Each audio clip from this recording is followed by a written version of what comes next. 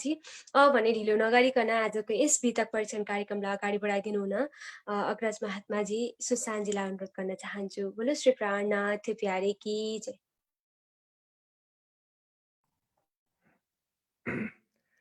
बोलो श्री प्राणनाथ प्यारे की जय। समस्त सुंदर साथ जी की कोमल चरण कमल में प्रणाम जी। मेरे सुंदर साथ जी,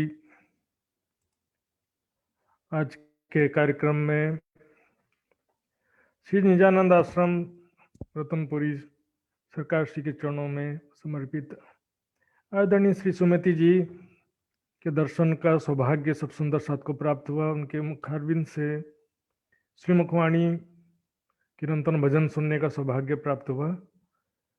उनका हार्दिक आभार व्यक्त करता हूं मैं।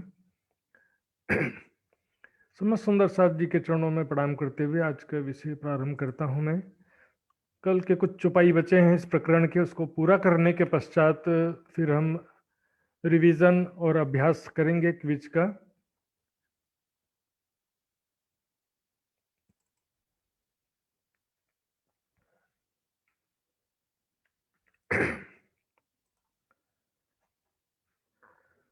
बोलो श्री प्राणनाथ प्यारी की जय। सदगुरु महाराज की जय। धाम के धनी की जय। चर्चा प्रारंभ होत है, सुनो साथ चित दे। भजो राज श्यामा श्री प्राणनाथ, सखी जीवन हमारोए। श्री महामति कहे साथ जी, भया चर्चा का बखत। अब तुम सुनियो चित दे, लाल आगे आए बैठे न तखत। लाल आगे आए बैठे न तखत। बोलो श्री प्राणनाथ प्यारे की। इन भांत का जवाब पाती में लिखे कलाम, हम तो कमर बांधी श्री निज धाम के काम। श्री निज धाम के काम। इन समय लालदास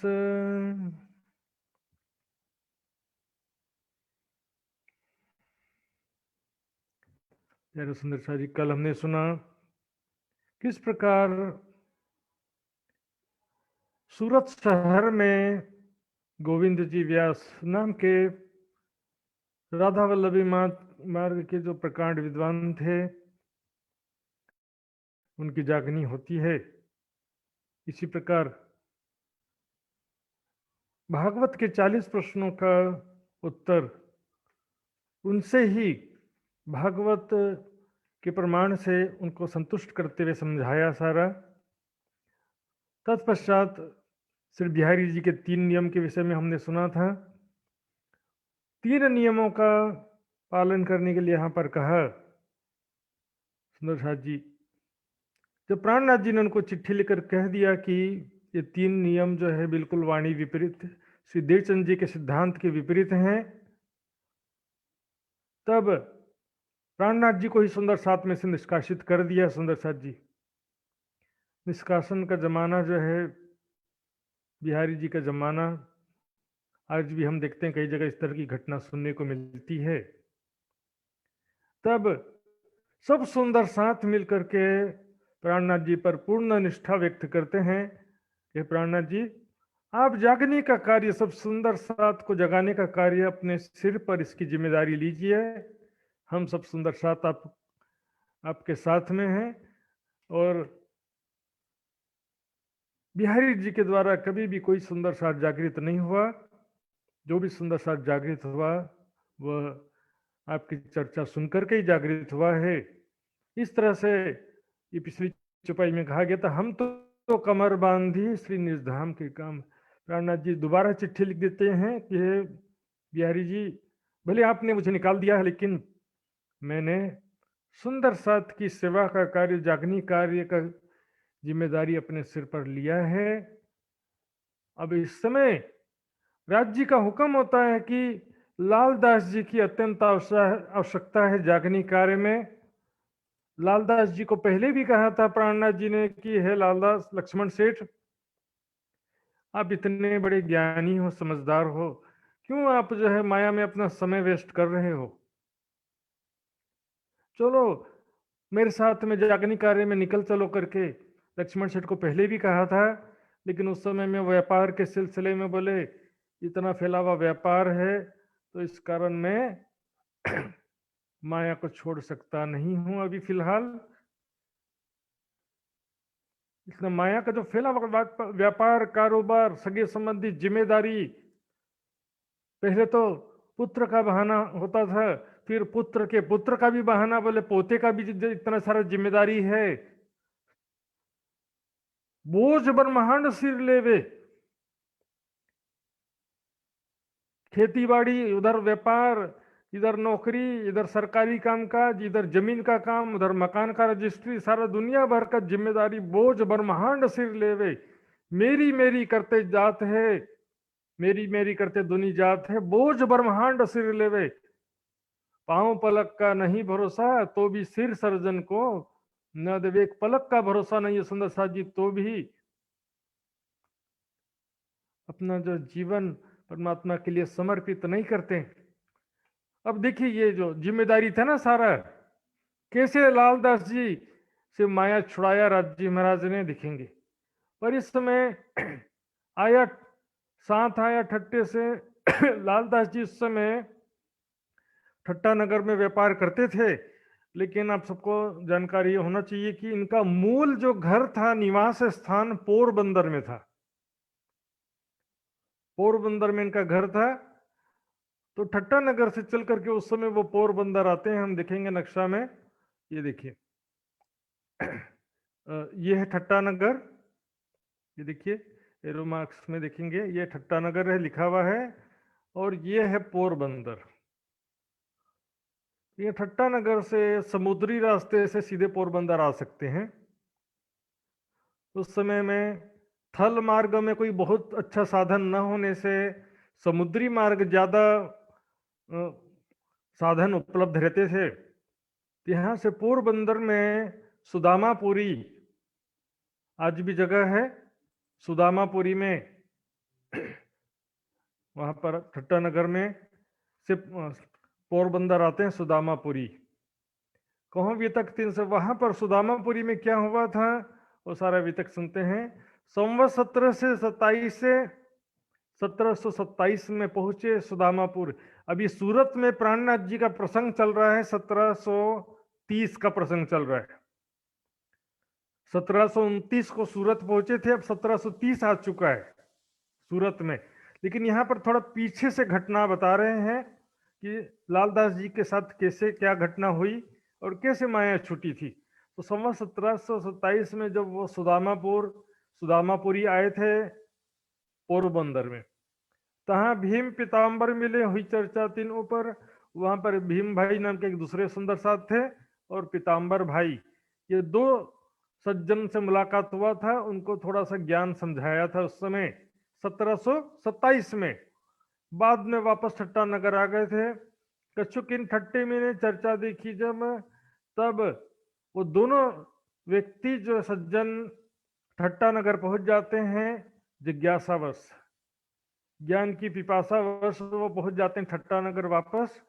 और ठट्टा नगर लक्ष्मण सेठ को खोजते खोजते उनके घर पहुंच जाते हैं और वहां पर और जिज्ञासा रखते हैं, चर्चा सुनने लगते हैं। वहां दगु लागू भय सुनायो तारतम, तब वहां पर दोनों को पूर्ण पहचान हो जाती है और उसमें उनको तारतम सुना दिया उनको। कोई एक दिन पीछे उन्हें सुनायो श्री तारतम। कुछ दिन चर्चा सुनने के पश्चात जब पूर्ण विश्वास आ गया तो उनको तारतम लौकिक परंपरा के अनुसार तारतम मंत्र प्रदान किया। ये 2 जने तब ही सौंप चुके आत्म, ये दोनों पीताम्बर भाई और भीम भाई, ये दोनों जो है इनको परब्रह्म की पूर्ण पहचान हो चुकी है और सत्य मार्ग निजानंद पर अपना उन्होंने जीवन समर्पित कर दिया।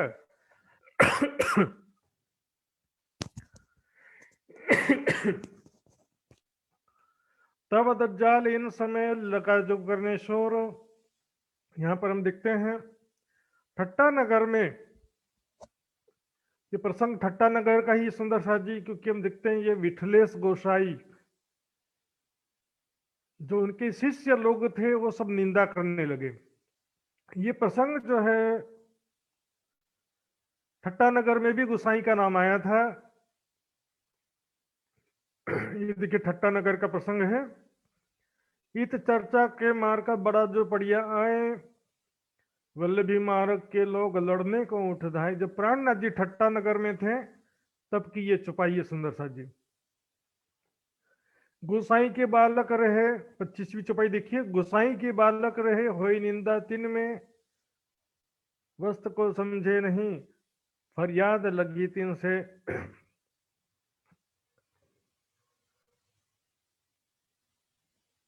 तो यहाँ पर हम स्पष्ट हो जाता है गोसाई के बालक का मतलब है गोसाई के जो उनके शिष्य लोग हैं या गादीपति जो हैं वो यहाँ पर निंदा करने लगते हैं। इसलिए यहाँ पर ये प्रसंग ठट्टा नगर का ही है, स्पष्ट हो जाता है। विठलेश गोसाई के लगे निंदा करने जोर। वहां पर सब लोग, अब प्राणनाथ जी भी आगे जा चुके थे उस समय, तो ये सब मिलकर के पूरा जोर लगा दिए, क्योंकि वहां पर अब स्थानीय रूप से जो एक तो लक्ष्मण सेठ बचे थे और दूसरे चिंतामणि थे, नाथा जोशी आदि स्थानीय सुंदर साध थे। पर ज्ञानी के तो रूप में, जो प्रचारक के रूप में देखा जाए तो लक्ष्मण सेठ ही मुख्य थे। तो सब वहां पर वल्लभाचार्य के लोग निंदा करने लगते हैं। वल्लभी मार्ग में खड़बड़ बड़ी पड़ी होते हैं, वल्लभी मार्ग के लोग जो सब मिल करके निंदा करने लगते हैं। ये कहाँ से कौन नया ज्ञान लेकर के आ गए? इतने समय से भागवत ग्रंथ में हम लोग सब चले आ रहे हैं, भागवत ग्रंथ में लिखा ही नहीं है, तो ये नया ग्रंथ ज्ञान कहाँ से ले आए? ये भागवत ग्रंथ में लिखा होता तो नया ज्ञान लाने की जरूरत क्यों पड़ती? पर भागवत में विरोध भी नहीं है, भागवत से उसका पुष्टि भी होता है। वो अखंड ब्रजरास कहाँ पर है आज?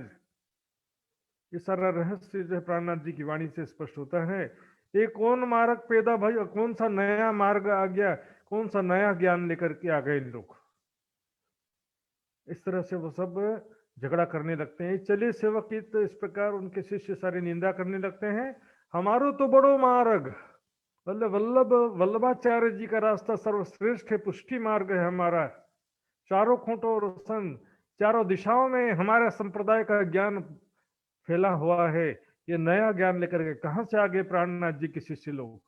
तीन भांत के और को बताव साधुजन, इस प्रकार सबके मध्य वो दुष्प्रचार करने लगे। श्री राज के दर्शन की चर्चा हुए जोर। अब यहाँ पर लक्ष्मण सेठ जी के घर पे राज महाराज के प्रकट होने की, बहुत सारे दर्शन देने की चर्चा नगर में फैल जाती है। ये साक्षात धन धनी अक्षराती दर्शन देते हैं लक्ष्मण सेठ के घर में। दज्जाल तिनकी करे अपनी सिपाह में शोर। इस विषय में भी अब झूठी चुगली जो है वल्लभाचार्य मत के लोग करने लगते हैं।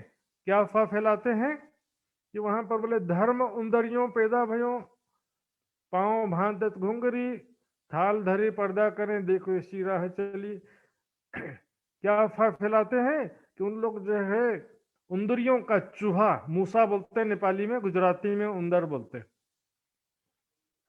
चूहे का धर्म पैदा हो गया। ये चूहे के पैर में घुंगरी बांध देते हैं, मूसा का पग में घुंगरी बांध देते हैं, थाल धरे और भोग लगाने के लिए थाल रखते हैं, पर्दा करते हैं और चूहे को छोड़ देते हैं।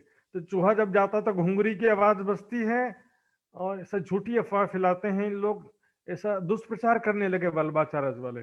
कहे हमारे घरों श्री कृष्ण जी प्रधानता सो अरुगाय के यही राह चलाओ। तो इस तरह से दुष्प्रचार करने लगे राधा वल्लभी वाले, जबकि वास्तविकता ये थी कि साक्षात धाम धनी प्रकट होते थे, दर्शन देते थे। इन महान शहर में निंदा निस दिन होए। इस प्रकार ठट्टा नगर में नित्य प्रति निंदा चुगली होती थी। सुंदर साथ जी, निंदा से नुकसान जो है किसी का नहीं होता है, नुकसान उसी का होता है जो निंदा करता है। क्योंकि जो लोग खुले विचारधारा वाले होते हैं, विचारशील लोग होते हैं, जो विचार करने वाले होते हैं, सच झूठ का एक ही की बात सुन करके डिसीजन लेने वाले तो क्या, अफवाह सुन करके तुरंत बहकावे में आ जाते हैं। लेकिन जो विचारशील होते हैं वो क्या करते हैं, दोनों पक्ष की बात ध्यान से सुनते हैं और निर्णय लेते हैं। लेकिन जब निंदा होती है तो क्या होता है कि बहुत सारे लोग सोचते हैं आखिर क्या बात है, क्या बात है। जैसे झगड़ा होता है ना सड़क में, या एक्सीडेंट होता है तो भीड़ लग जाती है ना, उस तरह से निंदा होने से भी और ज्यादा लोग जिज्ञासा सुनने आते हैं कि क्या बात है, किस बात का विवाद है। तो निंदा होने से प्रचार प्रसार भी हो जाता है। पूछे प्रश्न भागवत के ताको अर्थ न कहवे कोय। और जब वल्लभाचार्य के शिष्यों से भागवत का प्रश्न पूछा जाता था तो किसी को भी जवाब आता नहीं था। कहों को साची भाषे, किसी को तो इसी बहाने जिज्ञासा बसाते हैं तो सुनते हैं सही बात तो कह रहे हैं, सच्चा लगता कई लोगों को। कोई चर्चा सुने हुए गलित और कोई चर्चा सुन करके समर्पित हो जाता है, हृदय निर्मल हो जाता है। कोई स्तुति करे, कोई तो तारीफ करता है कि हाँ ये ज्ञान जो है बहुत ही उच्च कोटि का ज्ञान है, दिव्य ब्रह्म ज्ञान है। जो आए देखे, देखे आए के तीत जो यहाँ पर आकर के सुनते हैं उसको तो समझ में आता है। और जो बस अफवाहों पर चलने वाले लोग हैं उनका तो देखो भाई, उनको ज्ञान से मतलब नहीं है, सच झूठ से भी मतलब नहीं है, अंधश्रद्धा है बस उनके पीछे। अंधश्रद्धा के कारण किसी की बातों को आंख बंद करके मान लेते हैं, अफवाहों को, झूठी बातों को मान लेते हैं। रब्द प्रश्न चर्चा का रात दिन तो है। इस प्रकार रात दिन जो है वल्लभाचार्य मत में और सुंदर साथ में चर्चा, डिस्कशन, वाद विवाद होते रहता था। जवाब कहूं ना अभी, जब उनको वल्लभाचार्य के शिष्यों को जवाब आता नहीं था, क्यों उत्तर देवे सोए, तो जब उत्तर कहां से देंगे कि महाप्रलय में परमात्मा कहाँ रहता है। यदि विष्णु भगवान परमात्मा है तो महाप्रलय में उनका निवास कहाँ होता है, या जो भी परमात्मा मानते वो कहां पर रहता है महाप्रलय के समय में। ये प्रश्न सुंदर साथ जी वितक में हमने देखा कई बार आ चुका है, आगे भी कई बार आएगा। ये सुंदर साथ, ये प्रश्न सुंदर साथ भी कभी कर सकते, किसी से आप पूछ सकते हैं। ये बहुत ही अच्छा प्रश्न है। यूं करते लोग इन समय लगे चर्चा सुनने को। इस प्रकार बहुत सारे लोग वहां पर चर्चा सुनने को आने लगे। लक्ष्मण सेठ जी के द्वारा, लालदास जी के द्वारा भी कई सुंदर साथ जागृत हुए। गोपी साथ में आई है खेमजी जोशी, इन गोपी भाई खेमजी बाई जोशी, ये भी सुंदर साथ में आते हैं। दामा और सूरचंद्र और बस्ता नाम, लालबाई धनियानी भाई धाके निजाम, लालबाई लालदास जी की पत्नी थी, वो भी सुंदर साथ में शामिल हो गई। पहले नहीं थी, पहले तो लालदास जी भी नहीं थे सुंदर साथ में, अब उनकी पत्नी भी सुंदर साथ में शामिल हो जाती है। यहाँ हो चर्चा उत्सव आया इत प्रधान। इस प्रकार यहाँ पर नित्य प्रति चर्चा उत्सव होने लगा। प्रधान भाई यहाँ पर आते हैं। और आया मस्कत से महावत जी का बेटा कान। मस्कत बंदर से जो महावत जी भाई थे ना, उनका बेटा कानजी भी ठट्टा नगर में आते हैं। यूं एक गांठ हो चली, इस प्रकार एक सुंदर साथ का समूह बन गया, आमने लगा नया साथ। नए सुंदर साथ भी जागृत होने लगे। किसके द्वारा? यहाँ पे लक्ष्मण सेठ लालदास जी के द्वारा। सुंदर साथ जी ज्ञान के द्वारा, आप विश्वास रखिए, आप थोड़ा सा प्रयास करना चाहिए आप लोग को भी। अपने आस पड़ोस में अपने सगे संबंधियों का प्रयास करोगे, 10 में से 2 तो समझेगा, 1 तो समझेगा सुंदर साथ जी, और बाकी लोगों तक भी संदेशा तो पहुंचेगा ना। इसलिए हमको संकोच नहीं करना चाहिए ज्ञान सुनाने से। प्राणनाथ जी की वाणी सुनाने में, ज्ञान सुनाने में, आस पड़ोस के लोगों को और सगे संबंधियों को, मित्रों को ज्ञान सुनाने में संकोच नहीं करना चाहिए, हिम्मत करना चाहिए। ये प्रशिक्षण शिविर इसीलिए कि आप थोड़ा बहुत ज्ञान सुनाने के योग्य बन सके।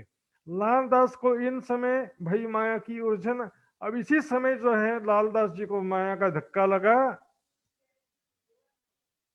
हुआ क्या सुंदर साथ जी, देखिए, इनको राजे कांड के चाहिए कदमों पहुंचे मोमिन। धाम धनी ने दिल में लिया कि अब समय आ गया है, इनको माया से निकालना है। काढ़ के मतलब निकाल के सुंदर साथ की सेवा में पहुंचाना है। माया कभी छूटती नहीं है, मरते दम तक भी कभी कार्य पूरे होते नहीं है, मकड़ी का जाला है ये। निकालने के लिए क्या करना पड़ता है? या हंस कर छोड़ो या छोड़ो रोए, जिन करो अंदेशा कोई। 7 जहाज समुद्र में थे, सारे डूब गए लालदास जी के एक ही दिन में। बताइए, समुद्री तूफान आ गया, सारे जहाज डूब गए। अब जहाज में सामान जो रखा था जिन लोगों का, वो सारे लालदास जी के दुकान पर पहुंच गए। सारा सामान लूटपाट करके सब ले गए, और वहां पर जितने लेनदार थे तो सब पहुंच गए, और देनदार कोई भी आया नहीं।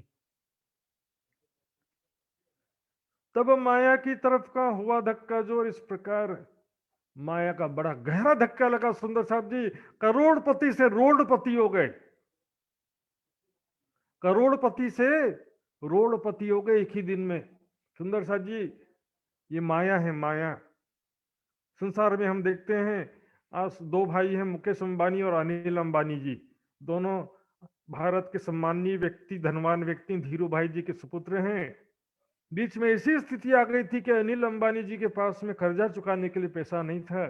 ये माया जो है, ऐसा है, यहाँ पर आया है सो जाएगा राजा रंक फकीर।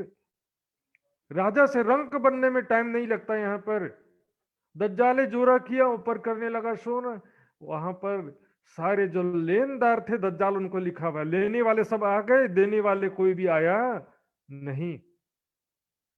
जब कछु न रहा हाथ में, तब माया दिया छोड़। जब कुछ भी नहीं बचा हाथ में, तब माया को छोड़ दिया। बोलो श्री प्राणनाथ प्यारे की।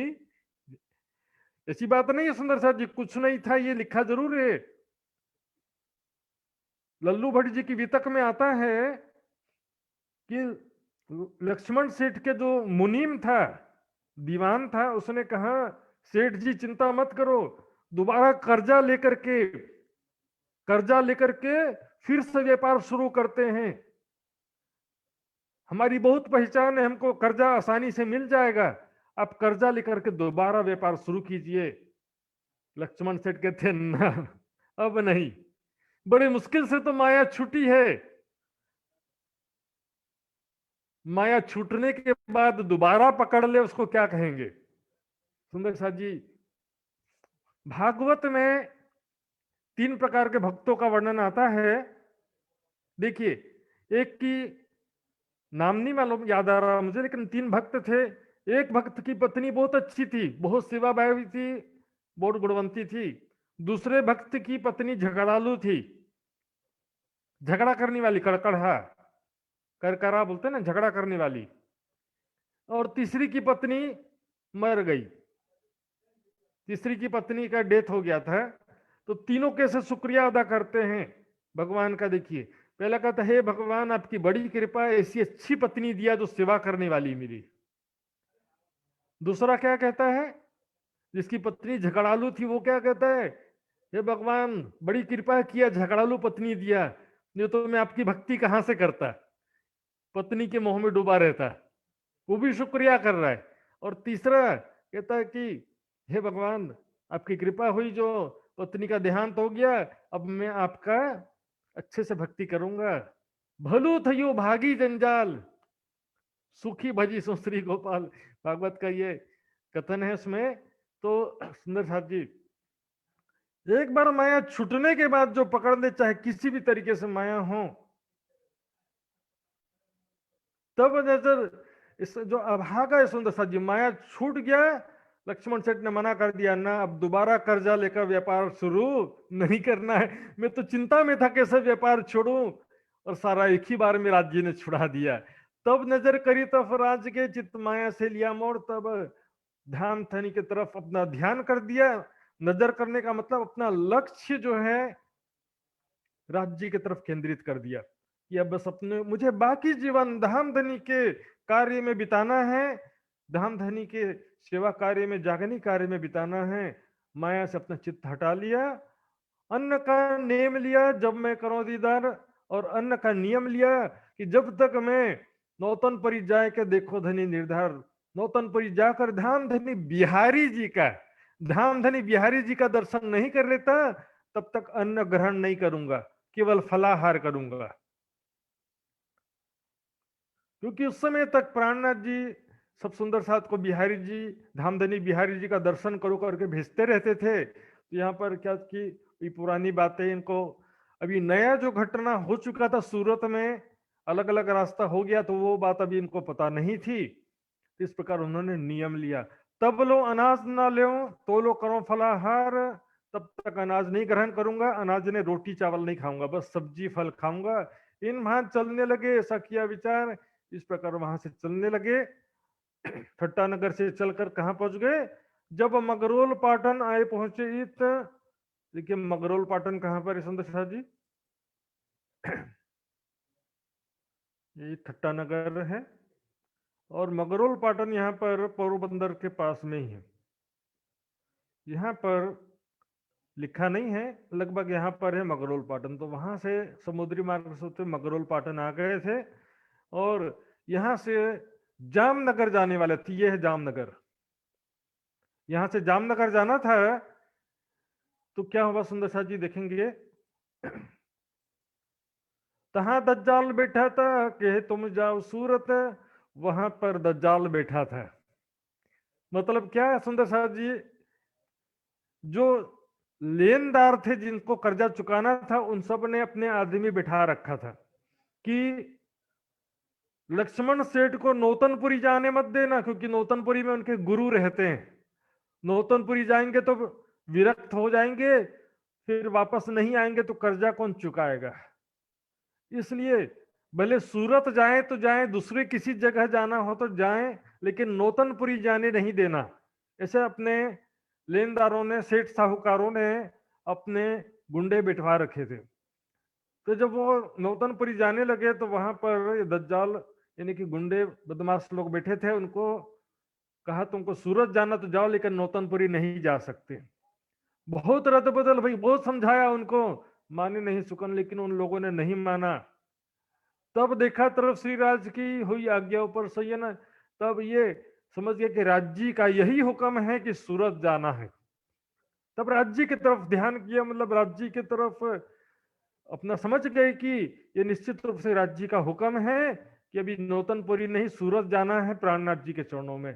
तो वहां से दीप आए, तहां रहे 15 दिन, सांत से मुलाकात करी, फिर घोगे पहुंचे तथकीन। इसको देखेंगे फिर से नक्शा में सुंदर साथ जी, ये देखिए, यहां से जामनगर नहीं जा पाए तो कहाँ आ गए? दीप बंदर, यहां पर आ गए। यहां से दीप बंदर आ गए, दीप बंदर से घोघा आ गए, किनारे किनारे आ रहे हैं सुंदर साथ जी, और घोघा से समुद्री मार्ग से सूरत आ जाते हैं। घोघे पहुंचे, वहां से कहां से नाव चढ़ के आए बंदर सूरत, नाव चढ़ के सूरत पहुंच जाते हैं।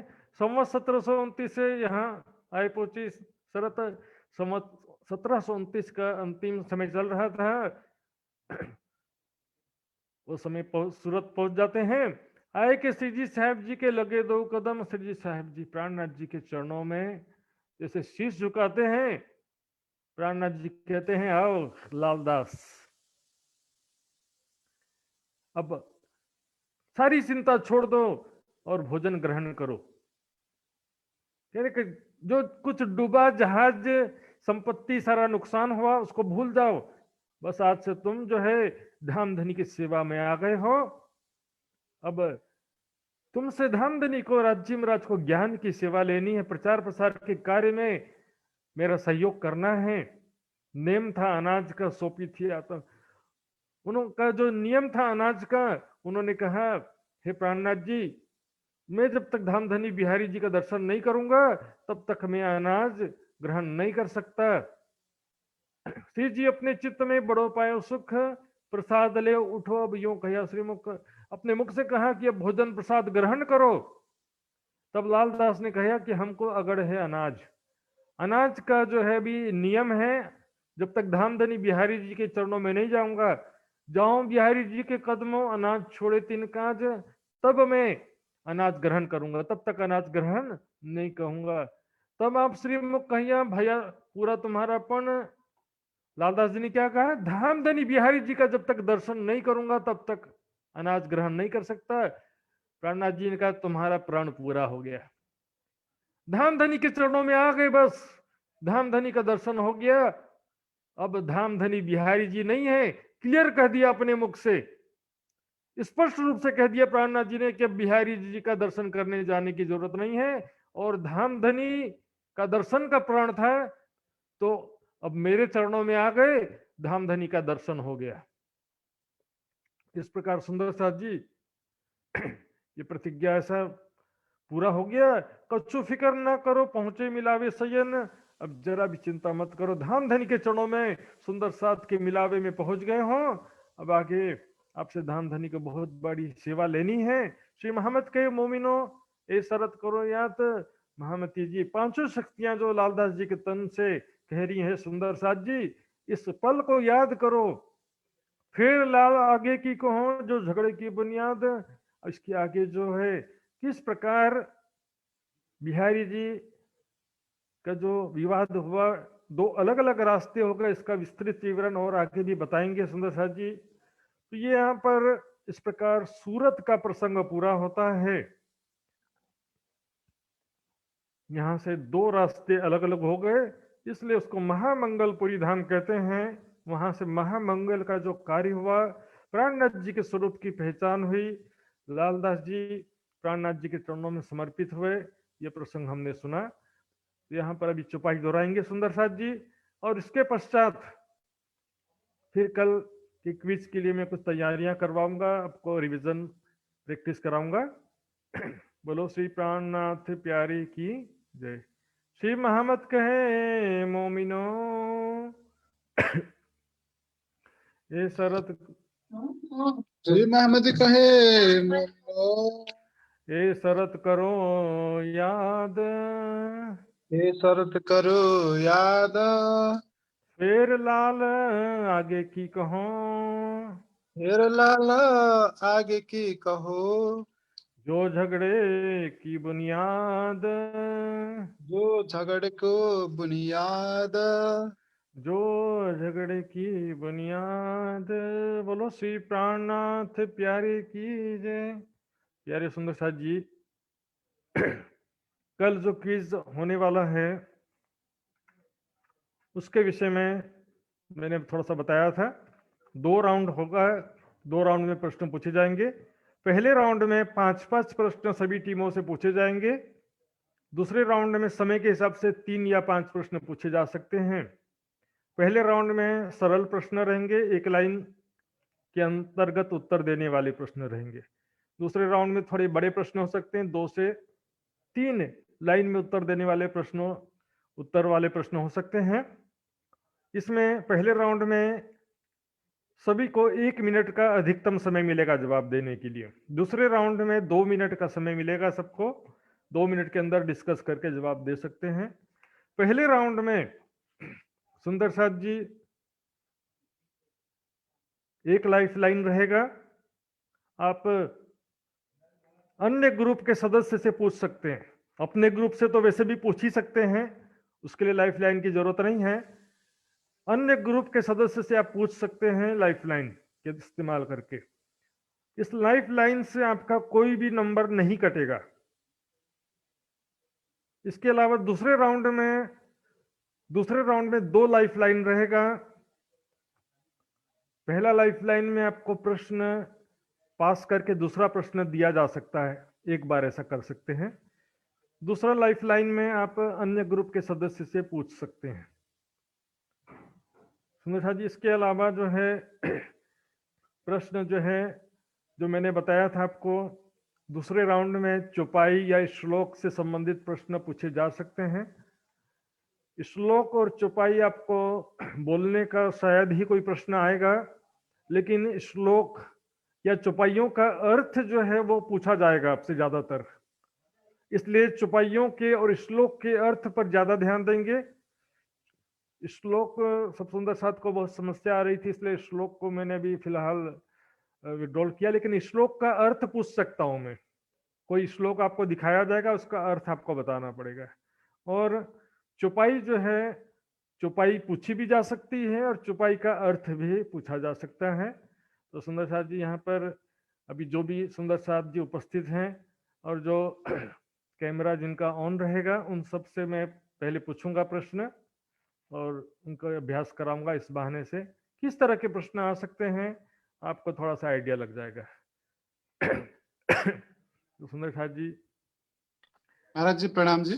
प्रणाम जी। कल का एक क्वेश्चन था महाराज जी। हाँ बोलिए बोलिए। जो कलश ग्रंथ को बिहारी जी ने क्लेश कह दिया था ना, हाँ हाँ। तो उसका अर्थ क्या होगा महाराज जी? क्लेश यानी दुख, दुख का कारण है, मतलब वो कलश क्लेश का मतलब होता है दुख।